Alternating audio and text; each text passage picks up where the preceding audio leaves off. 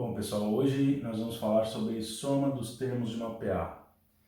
Então, o que a gente tinha antigamente? Eu dava uma progressão aritmética e a gente descobria ou o primeiro termo, ou a razão, ou quantos termos tínhamos. Agora, interessa para a gente saber a soma de todos aqueles termos que eu dava numa PA.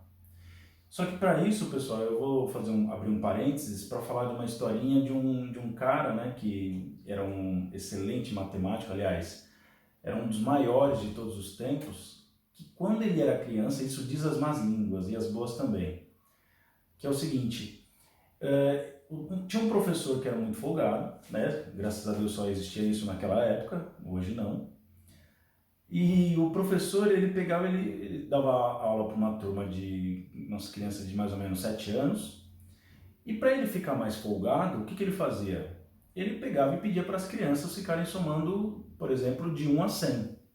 E aí propunha esse tipo de exercício, aí os alunos iam lá se matar de fazer os exercícios, e ele ficava sossegado, dava tempo até de tomar um cafezinho. Aí numa dessas que ele propôs esse tipo de exercício, um aluno, e aí é Carl Friedrich Gauss, um menino que é brilhante. Tem gente, pessoal, que a gente ou ama a vida inteira ou odeia a vida inteira, né? E o Gauss era assim, né? Ou você ama porque o cara é brilhante e você admira, ou você odeia porque você morre de inveja do cara. O cara só tirava 10 a vida inteira.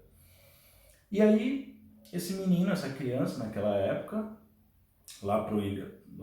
pelo século XVIII, mais ou menos, ele pegou e falou a resposta imediatamente. Então o que ele fez? Aí o professor ficou abismado, né? Óbvio. Primeiro que ele perdeu a folga dele. Segundo que ele foi conferir se o moleque tinha acertado mesmo. Aí o que ele tinha feito nessa somatória? Fazendo outro parênteses dentro do parênteses.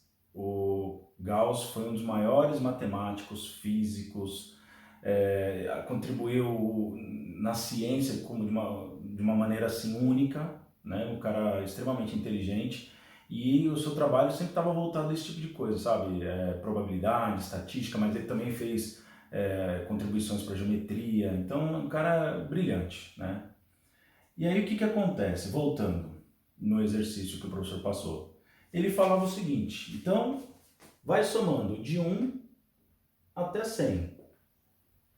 E aí, quando eu voltar, se ele saísse da sala, né? Quando eu voltar, eu quero saber qual é o resultado. Antes de sair, o Gauss já tinha falado o resultado para ele. E o que a gente tem aqui? Bom, então eu vou colocar aqui 5 números, né? E vou colocar os 5 primeiros e vou colocar os 5 últimos para a gente perceber o pensamento de Gauss.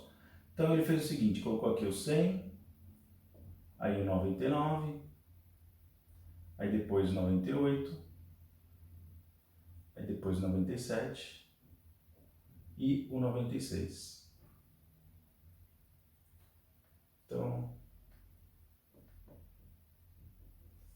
aí o que ele fez? Olha o pensamento da criança.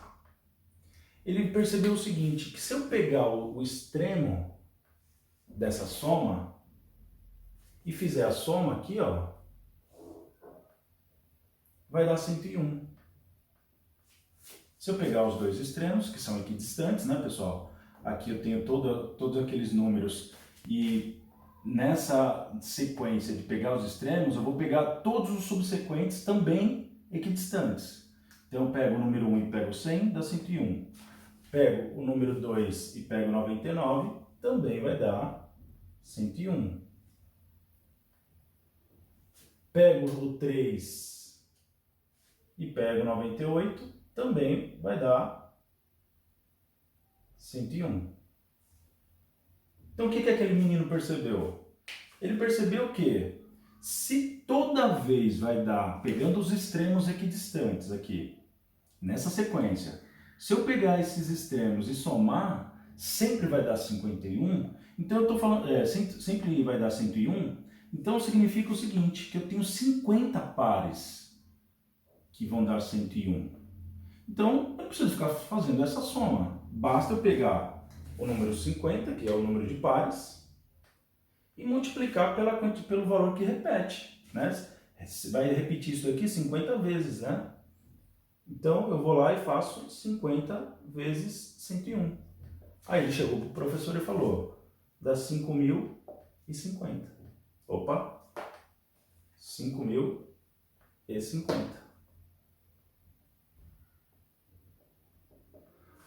Ou seja, pessoal, por que você tem que amar ou odiar um cara como Gauss? Porque o cara com 7 anos, simplesmente, ele descobriu uma fórmula de soma dos termos de uma progressão aritmética que é altamente complicada de você demonstrar. E ele, com um pensamento super simples, ele conseguiu chegar no resultado que o professor propôs para ele, né, do problema, e contribuiu com a matemática para o resto da vida. Ou seja, isso aqui agora virou fórmula. Né? Tem uma fórmula aqui que a gente consegue chegar nesses 55.050, né? Que é vindo desse pensamento. Justamente, na verdade, a fórmula é esse pensamento que ele teve lá quando ele tinha 7 anos. Eu amo Gauss, mas confesso que também sinto inveja. E aí o que acontece, né, pessoal? Eu vou falar da soma dos termos de uma PA, eu vou mostrar para vocês como é que é a fórmula e como que ela vai se desenvolver através desse pensamento. Mas antes eu queria falar uma propriedade que é interessante. Uma propriedade vindo dessa ideia também.